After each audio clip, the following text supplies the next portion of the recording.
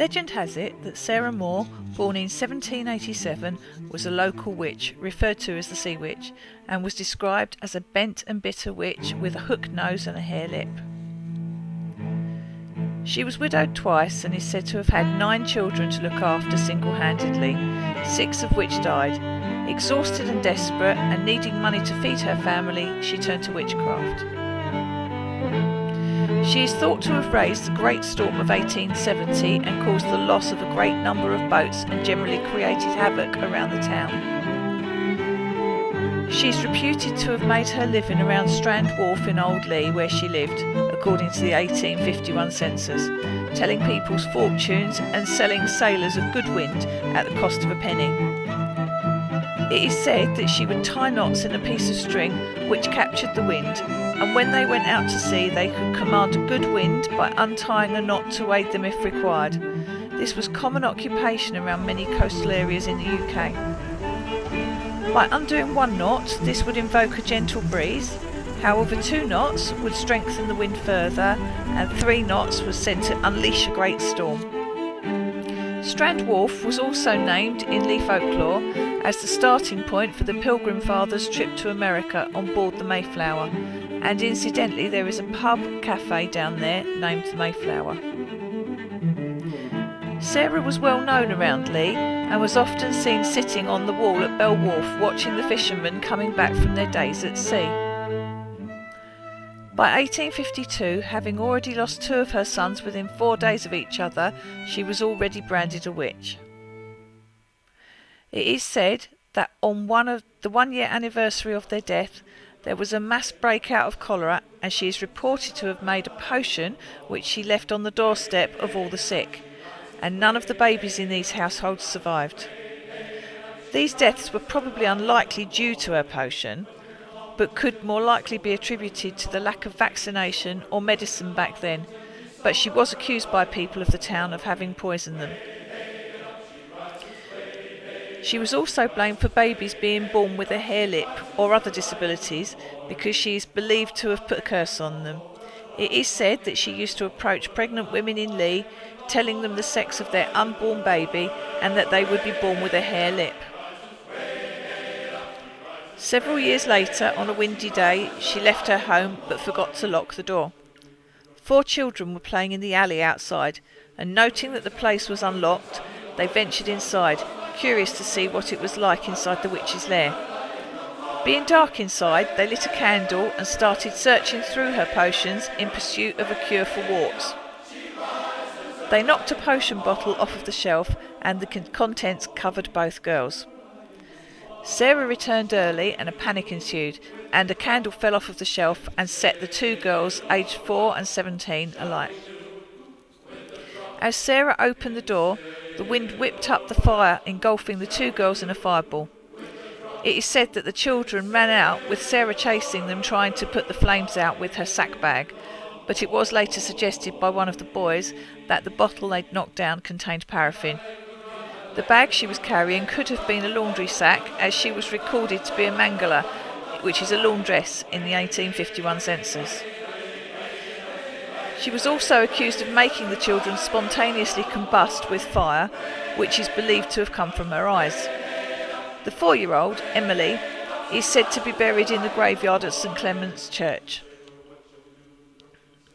One day, a captain from overseas forbade his crew from fraternising or buying anything from Sarah Moore. As a result, it is said she flew into such a rage, unleashing the Great Storm of 1870 in the estuary. The crew feared for their lives as the boat rocked heavily from side to side, and one of them yelled out that this was the doing of the Sea Witch, causing the captain to grab his axe, and with 3 great blows he managed to cut the mast down, whereby it fell heavily on the deck, causing the storm to subside instantly. It is said that the damaged ship returned to Bell Wharf. The crew found the dead body of Sarah Moore with 3 axe wounds, some say to the head and some say to her side. Now in the graveyard at St Clement's in Leigh Broadway is a headstone marking the grave of Sarah Moore. However, the date of her death, according to the stone and the registration available in Essex archives, was the 9th of December 1867, whereas the Great Storm was dated as 1870. But again, I will leave this up to you to decide. We went to find the grave from the pictures previous people on the internet had shown, and I think we were in the correct place. But the writing on many of the stones is sadly unreadable now. Being at the top of a hill, open to the elements and the sea, they've probably taken quite a battering over the years. So we were unable to confirm the date on the stone ourselves, but we have seen the census record and entry of her death and burial information stating it was 1867 and it was at St Clement's in Leigh, but you may recognise her grave from our video. It is also suggested that St Clement's may be the resting place of other witches tried in the local area too.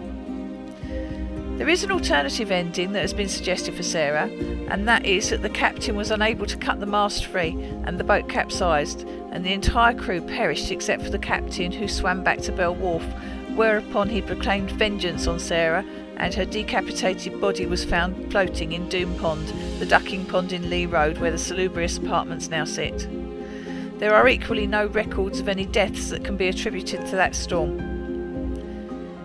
It is also suggested that Sarah may have been forced to parade through the street naked and beaten in an attempt to make her confess to being a witch, and then being tied to the ducking stool in Doom Pond. Many have speculated on how Sarah died, but nobody so far can say for certain. But remember, it is over a century after the main era for witch trials that took place. That is, however, not to say that it's impossible, but I will leave that to you to decide.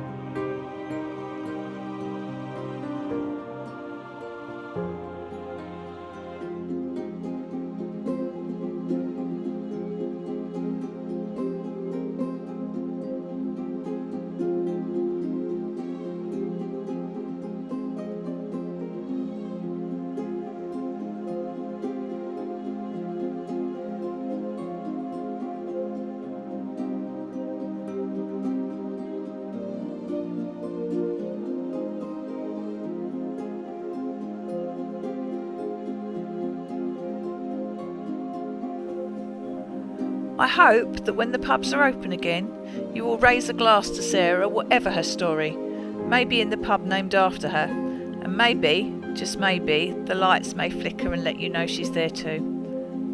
I will put the link to the pub's website in the description.